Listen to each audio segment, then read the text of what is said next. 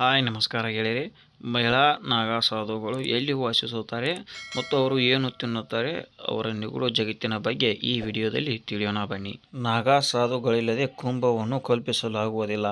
ಮಹಾಕುಂಭದ ಆರಂಭದೊಂದಿಗೆ ಕೋಟಿಗಟ್ಟಲೆ ಅಘೋರಿಗಳು ಮತ್ತು ನಾಗಾ ಸಾಧುಗಳು ಪವಿತ್ರ ಸ್ನಾನ ಮಾಡಲು ಬರುತ್ತಾರೆ.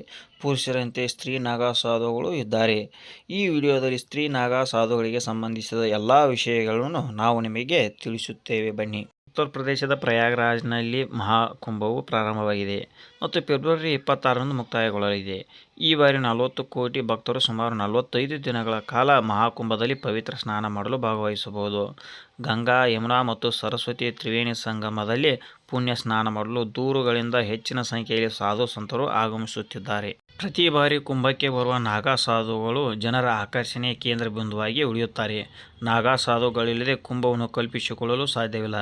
ಕುಂಭಮೇಳದಲ್ಲಿ ಅಘೋರಿಗಳು ಮತ್ತು ನಾಗಾ ಸಾಧುಗಳ ಬಗ್ಗೆ ಯಾವಾಗಲೂ ಚರ್ಚೆ ನಡೆಯುತ್ತದೆ. ನಾಗಾ ಸಾಧುಗಳ ಉಡುಗೆ ತೊಡುಗೆ ಮತ್ತು ಆಹಾರ ಪದ್ಧತಿ ಸಾಮಾನ್ಯ ಜನರಿಗಿಂತ ಸಂಪೂರ್ಣವಾಗಿ ಭಿನ್ನವಾಗಿದೆ. ಪುರುಷರಂತೆ ಸ್ತ್ರೀ ನಾಗಾ ಸಾಧುಗಳು ಇದ್ದಾರೆ. ಸ್ತ್ರೀ ನಾಗಾ ಸಾಧುಗಳು ಸಹ ತಮ್ಮ ಜೀವನವನ್ನು ಸಂಪೂರ್ಣವಾಗಿ ದೇವರಿಗೆ ಅರ್ಪಿಸುತ್ತಾರೆ ಮತ್ತು ಅವರ ಪ್ರಪಂಚವು ತುಂಬ ವಿಭಿನ್ನ ಮತ್ತು ವಿಚಿತ್ರವಾಗಿದೆ. ಹೆಣ್ಣು ನಾಗಾ ಸಾಧು ಹೇಗೆ ಸಾಧು ಆಗುತ್ತಾಳೆ? ಸ್ತ್ರೀ ನಾಗಾ ಸಾಧುಗಳು ಎಲ್ಲಿ ವಾಸಿಸುತ್ತಾರೆ? ಸ್ತ್ರೀ ನಾಗಾ ಸಾಧುಗಳು ಏನು ಮಾಡುತ್ತಾರೆ? ಸ್ತ್ರೀ ನಾಗಾ ಸಾಧುಗಳು ಏನು ತಿನ್ನುತ್ತಾರೆ ಎಂಬುದರಿಂದ ಸ್ತ್ರೀ ನಾಗಾ ಸಾಧು ಆಗುವ ನಿಯಮಗಳವರೆಗೆ ಎಲ್ಲ ಮಾಹಿತಿಯನ್ನು ನೀವು ಈ ವಿಡಿಯೋದಲ್ಲಿ ಪಡೆಯುತ್ತೀರಿ. ಇವಾಗ ಹೆಣ್ಣು ನಾಗಾ ಸಾಧುವಿನ ಜೀವನದ ಬಗ್ಗೆ ನೋಡೋಣ ಬನ್ನಿ. ನಾಗಾ ಸಾಧುಗಳ ನಿಗೂಢ ಪ್ರಪಂಚದ ಬಗ್ಗೆ ಹೆಚ್ಚಿನ ಜನರಿಗೆ ತಿಳಿದಿದೆ, ಆದರೆ ಹೆಣ್ಣು ನಾಗಾ ಸಾಧುವಿನ ಜೀವನ ಎಲ್ಲಕ್ಕಿಂತ ಭಿನ್ನವಾಗಿದೆ. ಸ್ತ್ರೀ ನಾಗಾ ಸಾಧುಗಳು ಗೃಹಸ್ಥ ಜೀವನದಿಂದ ದೂರವಾಗಿದ್ದಾರೆ. ಅವರ ದಿನವು ಪೂಜೆಯೊಂದಿಗೆ ಪ್ರಾರಂಭವಾಗುತ್ತದೆ ಮತ್ತು ಕೊನೆಗೊಳ್ಳುತ್ತದೆ. ಹೆಣ್ಣು ನಾಗಾ ಸಾಧುವಿನ ಜೀವನವು ಅನೇಕ ಕಷ್ಟಗಳಿಂದ ಕೂಡಿದೆ. ಸ್ತ್ರೀ ನಾಗಾ ಸಾಧುಗಳಿಗೆ ಪ್ರಪಂಚದೊಂದಿಗೆ ಯಾವುದೇ ಸಂಬಂಧವಿಲ್ಲ.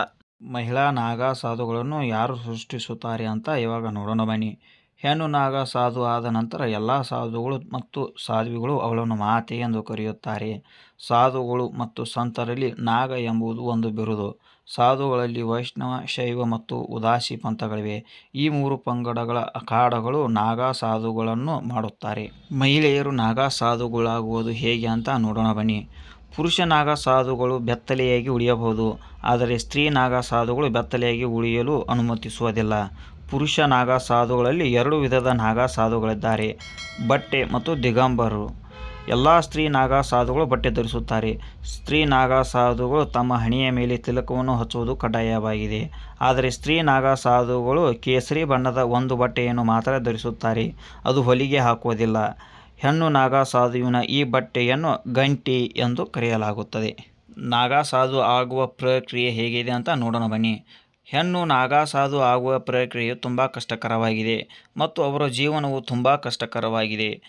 ನಾಗಾ ಸಾಧು ಆಗಲು ಮಹಿಳೆಯರು ಕಠಿಣ ಪರೀಕ್ಷೆಗೆ ಒಳಗಾಗಬೇಕಾಗುತ್ತದೆ.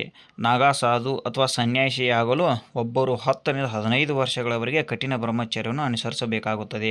ಮಹಿಳೆ ನಾಗಾ ಸಾಧು ಆಗಲು ಅರ್ಹಳು ಮತ್ತು ದೇವರಿಗೆ ತನ್ನನ್ನು ಅರ್ಪಿಸಿಕೊಂಡಿದ್ದಾಳೆ ಎಂದು ಗುರುಗಳಿಗೆ ಮನವರಿಕೆ ಮಾಡಬೇಕು. ಇದರ ನಂತರ ಗುರುಗಳು ನಾಗಾ ಸಾಧು ಆಗಲು ಅನುಮತಿ ನೀಡುತ್ತಾರೆ. ಹೆಣ್ಣು ನಾಗಾ ಸಾಧು ಆಗುವ ಮೊದಲು ಪಿಂಡದಾನ ಮಾಡಬೇಕು. ನಾಗಾ ಸಾಧು ಆಗುವ ಮೊದಲು ಮಹಿಳೆಯ ಹಿಂದಿನ ಜೀವನವನ್ನು ಅವಳು ದೇವರಿಗೆ ಅರ್ಪಿಸುತ್ತಾಳೆ ಅಥವಾ ಇಲ್ಲವೇ ಮತ್ತು ನಾಗಾ ಸಾಧು ಆದ ನಂತರ ಅವಳು ಕಷ್ಟಕರವಾದ ಜೀವನವನ್ನು ಮಾಡಬಹುದೇ ಅಥವಾ ಇಲ್ಲವೇ ಎಂಬುದನ್ನು ಕಂಡುಹಿಡಿಯಲು ನೋಡಲಾಗುತ್ತದೆ. ನಾಗಾ ಸಾಧು ಆಗುವ ಮೊದಲು ಮಹಿಳೆ ಜೀವಂತವಾಗಿರುವಾಗ ಪಿಂಡದಾನವನ್ನು ಮಾಡಬೇಕು ಮತ್ತು ತಲೆ ಬೋಳಿಸಿಕೊಳ್ಳಬೇಕು. ಸ್ತ್ರೀ ನಾಗಾ ಸಾಧುಗಳ ದಿನಚರಿ ಹೇಗಿರುತ್ತದೆ ಅಂತ ನೋಡೋಣ ಬನ್ನಿ. ಸ್ತ್ರೀ ನಾಗಾ ಸಾಧುಗಳು ಬೆಳಿಗ್ಗೆ ಎದ್ದ ತಕ್ಷಣ ನದಿಯಲ್ಲಿ ಸ್ನಾನ ಮಾಡುತ್ತಾರೆ ಮತ್ತು ನಂತರ ಹೆಣ್ಣು ನಾಗಾ ಸಾಧು ಇಡೀ ದಿನ ದೇವರ ನಾಮವನ್ನು ಜಪಿಸುತ್ತಾರೆ. ಪುರುಷರಂತೆ ಸ್ತ್ರೀ ನಾಗಾ ಸಾಧುಗಳು ಸಹ ಶಿವನನ್ನು ಪೂಜಿಸುತ್ತಾರೆ.